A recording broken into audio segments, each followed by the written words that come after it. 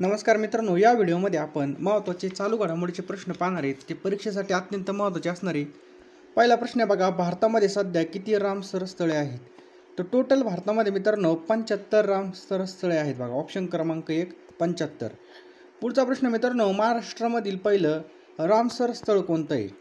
मित्रांनो, नांदूर मधमेश्वर पक्षी अभयारण्य हे महाराष्ट्रामधील पहिलं बघा रामसर स्थळ आहे बघा. नेक्स्ट पुढचा प्रश्न आहे बघा, जगामधील सर्वात वयोवृद्ध व्यक्ती जुआन विसेंट परेज मोरा यांचं वयाच्या कितव्या वर्षी निधन झालं?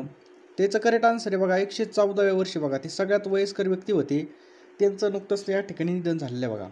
पुढचा प्रश्न आपल्या स्क्रीनवर पहा. आणि मित्रांनो, तुम्ही आपल्या चॅनलवर नवीन असाल, चॅनलला सबस्क्राईब करा. तुम्हाला चालू घडामोडी आणि जीकेचे व्हिडिओ पाहिजे असतील तर लगेच सबस्क्राईब करून ठेवा आणि या व्हिडिओला नक्कीच एक लाईक करा. IPL 2024मध्ये पहिलं शतक कुणी केलं?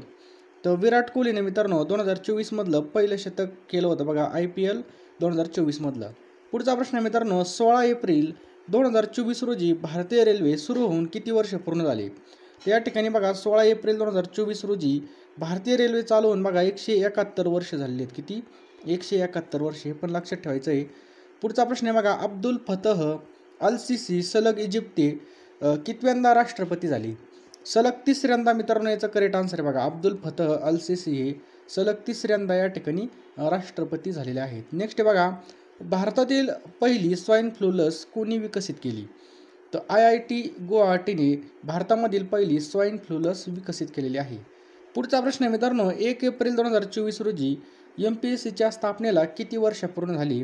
तर 1 एप्रिल 2024 पर्यंत 87 वर्ष. ऑप्शन क्रमांक C 87 वर्ष या ठिकाणी कंप्लीट झालेली आहेत.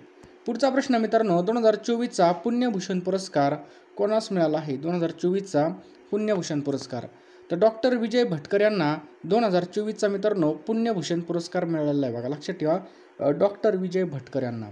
पुढचा प्रश्न आहे बघा मित्रांनो, IPLमध्ये एका सामन्यामध्ये सर्वाधिक धावा आहे कोणत्या संघाने काढलेल्या आहेत?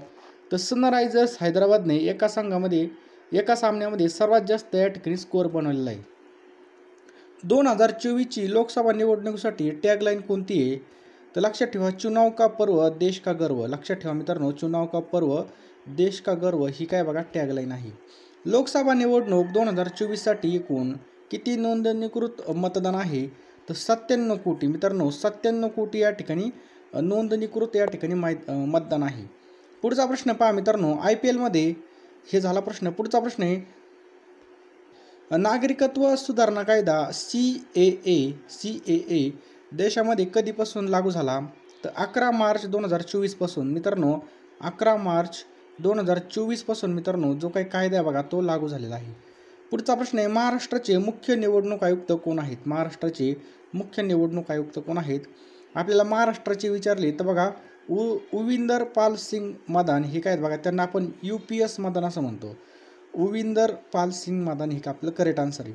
महाराष्ट्रामध्ये सर्वाधिक मतदारसंख्या कोणत्या जिल्ह्यामध्ये?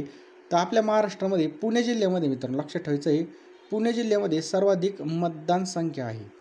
2024च्या IPL स्पर्धेमध्ये पहिलं शतक कोणी झळकवलं? आत्ताच बघितलं, विराट कोहलीनी. पुढचा प्रश्न आहे बघा, 2024 वर्षीचा लता मंगेशकर पुरस्कार कोणाला जाहीर झाला आहे? तर अमिताभ बच्चनला मित्रांनो 2024चा जो काही लता मंगेशकर पुरस्कार आहे हा जाहीर झालेला आहे. पुढचा प्रश्न पहा मित्रांनो, भारतीय नौदलाचे नवीन प्रमुख म्हणून कोणाची निवड झालेली आहे? तर दिनेश कुमार त्रिपाठी. लक्षात ठेवा मित्रांनो, दिनेश कुमार त्रिपाठीची या ठिकाणी निवड झालेली आहे. पुढचा प्रश्न आहे, NSG काय प्रश्न आहे बघा, NSGचे DG म्हणून कोणाची नियुक्ती करण्यात आली? तर नलिन प्रभात यांची या ठिकाणी मित्रांनो नियुक्ती करण्यात आलेली आहे. नेक्स्ट आहे बघा, स्कायट्रॅक्स अवॉर्डद्वारे कोणत्या विमानतळाला जगामधील सर्वोत्तम विमानतळ म्हणून ओळखलं जातं? तर हमाद आंतरराष्ट्रीय विमानतळाला या ठिकाणी just mercenary notes from my life and career हे पुस्तक कोणाचं आहे? तर D सुब्बाराव यांचं मित्रांनो हे पुस्तक आहे, D सुब्बाराव. नेक्स्ट आहे बघा, आत्तापर्यंत किती व्यक्तींना भारतरत्न पुरस्कार मिळालेले? तर 53. नेक्स्ट आहे बघा, 2024 या वर्षी किती व्यक्तींना भारतरत्न पुरस्कार देण्यात आले आहेत? तर 5 व्यक्तींना मित्रांनो 2024मध्ये भारतरत्न पुरस्कार मिळालेले आहेत. T20 विश्वचषक 2024चा ब्रँड अँबॅसेडर म्हणून कोणाची नियुक्ती झालेली आहे? तर युवराज सिंगची या ठिकाणी बघा करेक्ट आन्सर आहे बघा. T20चे ब्रँड अँबॅसेडर म्हणून युवराज सिंग यांची नियुक्ती करण्यात आलेली आहे.